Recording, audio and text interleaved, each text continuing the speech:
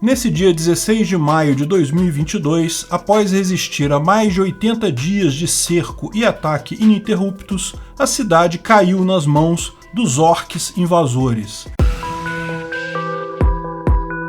Esse é o Visão Libertária, sua fonte de informações descentralizadas e distribuídas. Mariupol foi uma cidade fundada no século XVII por cristãos que fugiram da perseguição religiosa na península da Crimeia. Por esse motivo, o brasão ancestral da cidade mostrava uma cruz sobre um crescente. A história da cidade é muito interessante, falamos sobre ela no vídeo A História de Mariupol e da região de Donbás. A cidade de Mariupol, ao longo da história, fez parte do Khananato da Crimeia, do Império Russo, da União Soviética, até que, finalmente, com a dissolução desta, passou a fazer parte da Ucrânia. Enfatizo o foi uma cidade porque, infelizmente, sobrou muito pouca coisa do implacável ataque russo contra ela nesse ano de 2022. Sem dúvida alguma, a cidade de Mariupol era um dos alvos principais dessa invasão absurda e sem sentido de Putin na Ucrânia, principalmente porque Putin foi incapaz de conquistá-la em 2014. Lembra, em janeiro de 2014, a Ucrânia passou pela chamada Revolução da Praça Maidan,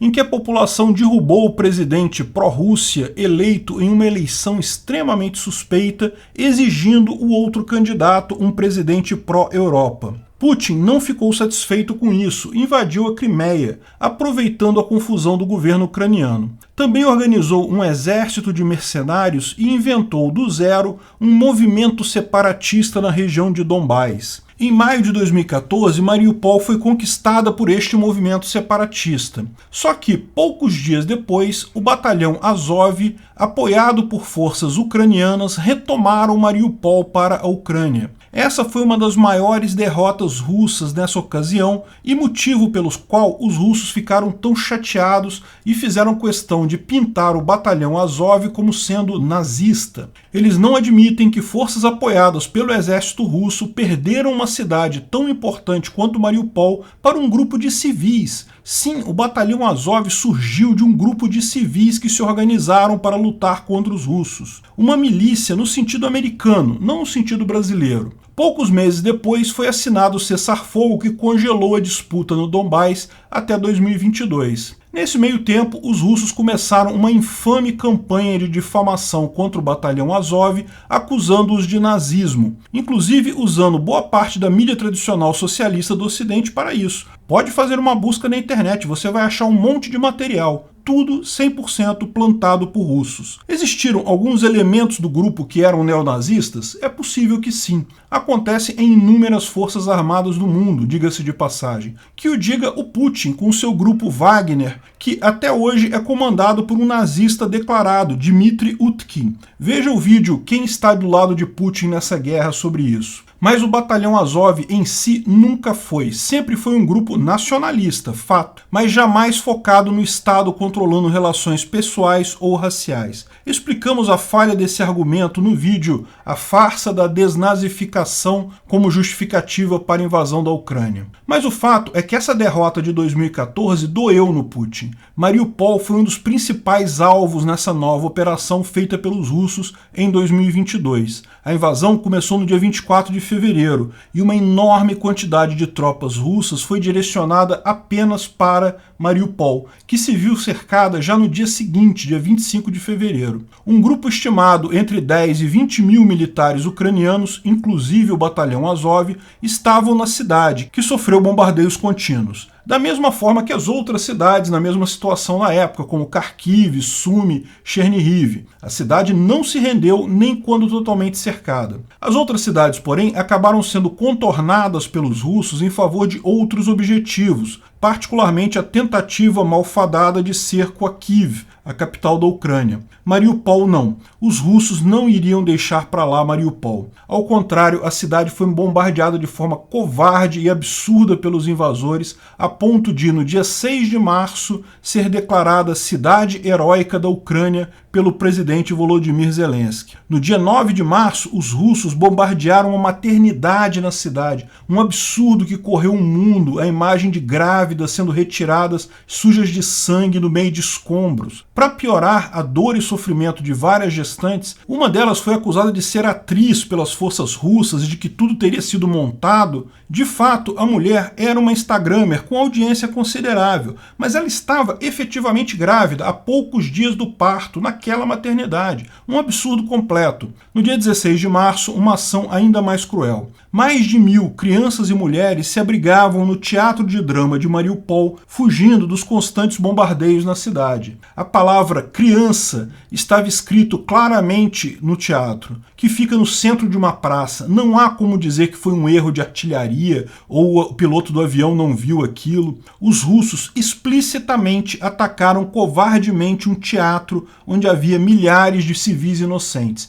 Até hoje não foi possível retirar todas as vítimas de lá. Estima-se que mais de 600 corpos ainda estejam debaixo dos entulhos do teatro. Isso não foi por acaso, isso não é erro de estratégia. Os russos sistematicamente usam o ataque a civis deliberadamente como forma de forçar a rendição dos atacados. Um absurdo sob qualquer ponto de vista, mas principalmente quando vem aquele robô russo idiota falar: mas se a Ucrânia se rendesse logo não teria tanta destruição, o que só pode levar à sugestão ao infeliz que falou isso, que da próxima vez que a casa dele for invadida, para ele entregar tudo pro ladrão de uma vez para não ter violência. É uma ótima tática, vamos ver quantos assaltos violentos ele sobrevive com todos os ladrões da redondeza sabendo essa estratégia deles. No dia 20 de março, outro abrigo de civis, uma escola de artes, também foi atingida pelos russos, matando mais crianças e mulheres. Havia 400 delas nessa escola de artes. Mariupol, nesse momento, já estava totalmente isolada dos ucranianos, sem água, luz ou gás. Corredores humanitários foram organizados para evacuar uma parte dos civis.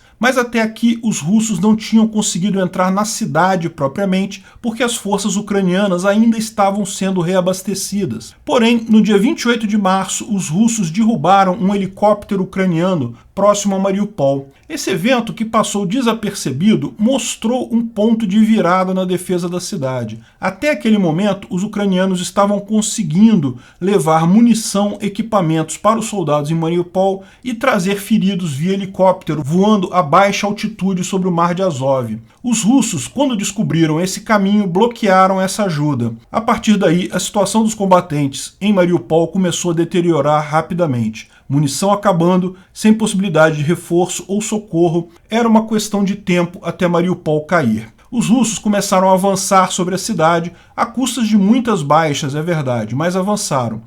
Estima-se que 25% de todas as mortes de soldados russos nessa guerra aconteceram na tomada de Mariupol. No dia 21 de abril, os combatentes ucranianos estavam restritos à fábrica da Azovstal, uma grande siderúrgica na cidade. Ali ainda conseguiram defender suas posições até o dia de ontem, até dia 26. Mais de um mês eles resistiram bravamente a bombardeios diários, tentativas de ataque, em uma situação desesperadora. Pouca água, pouca comida, quase sem munição, muitos feridos precisando de atendimento médico. O labirinto, que é a fábrica da Azovstal, com 6 níveis de túneis, garantia uma posição defensiva forte, mas não havia mais propósito em sua presença ali. Embora Mariupol seja uma cidade extremamente importante estrategicamente, naquele ponto ela já havia de fato sido tomada. Como bem lembrou o presidente ucraniano, não há sentido na morte de combatentes. O sentimento final ficou registrado pela foto de um combatente no labirinto de Azovstal tomando um banho de sol por uma pequena fresta na estrutura. Essa foto já está famosa e foi tirada por um outro combatente ucraniano, Kozatsky, e que certamente será uma das marcas dessa guerra, a esperança dentre a ruína. O link para a foto original dele está na descrição do vídeo. Foi organizada então uma grande negociação que envolveu a ONU, a Cruz Vermelha, o governo da Turquia e os russos. Nessa operação, os combatentes ucranianos em Mariupol se renderam, os 50 e poucos feridos foram levados para um hospital na cidade de Novoazovsk, os demais, pouco mais de 200, foram levados para um campo de concentração para prisioneiros de guerra próximo a Donetsk. Em ambos os casos, com supervisão da Cruz Vermelha para evitar retaliações, torturas e humilhações. O combinado é que haverá, em pouco tempo, troca por prisioneiros de guerra, ou seja, a Ucrânia retornaria um grupo de prisioneiros russos em troca da liberdade desses. Mas o fato é que resta desconfiança de muita gente se os russos irão de fato fazer isso. Infelizmente, todos os crimes de guerra absurdos feitos pelos russos, sem contar a iniciação dessa guerra sem sentido, fazem com que todos temam pelas vidas desses combatentes. Esperamos pelo melhor, mas eles já podem encontrar consolo no fato de que já são heróis. A mais brava resistência em uma guerra nesse século. Não tenha dúvida, haverá filme sobre a heróica saga dos combatentes ucranianos em Mariupol. E eu tenho certeza que a cena final desse filme ainda está sendo escrita. Será com a retomada de Mariupol, que não está muito distante. A Ucrânia pode ter perdido essa batalha. Não há como usar meias palavras aqui. Mariupol era uma cidade importante, foi uma batalha perdida. Mas a Ucrânia está longe de perder essa guerra. Ao contrário, a Rússia, mesmo usando todo o seu poderio militar, essa é apenas a segunda cidade significativa que é tomada pelos russos. E, ao mesmo tempo, as forças russas foram totalmente expulsas da proximidade de Kharkiv. A situação da Rússia está muito ruim nessa guerra e vai piorar. A Ucrânia está planejando incorporar 1 milhão de novos combatentes até julho. A ajuda militar do Ocidente e a própria produção interna garantem a capacidade militar crescente dos ucranianos. A Rússia, por outro lado, alvejada por sanções e com dificuldades de recrutar soldados pela política, tende a piorar sua situação. Não é impossível visualizar um futuro em que Mariupol será retomada, talvez ainda este ano. Há uma beleza inerente quando alguém é invadido e consegue expulsar o invasor de sua propriedade. Não tem nada mais libertário que isso. Obrigado pela audiência. Esse vídeo foi um oferecimento de armataweb.com, cloud e serviços de data center, 100% de compromisso com a satisfação e privacidade dos clientes. Aceitamos Bitcoin, veja o link na descrição do vídeo. Se você gostou desse vídeo, clique no like e compartilhe ele em suas redes sociais. Se inscreva no canal para nos ajudar, clicando no botão vermelho abaixo. Se quiser ser avisado de novos vídeos, clique no sininho ao lado. Se você quiser comprar camisas e outros itens do Visão Libertária, veja nossos itens no site Pimenta no Café, pimentanocafé.com.br/Visão Libertária, tudo junto sem acento, ou clique no link da descrição. Até a próxima!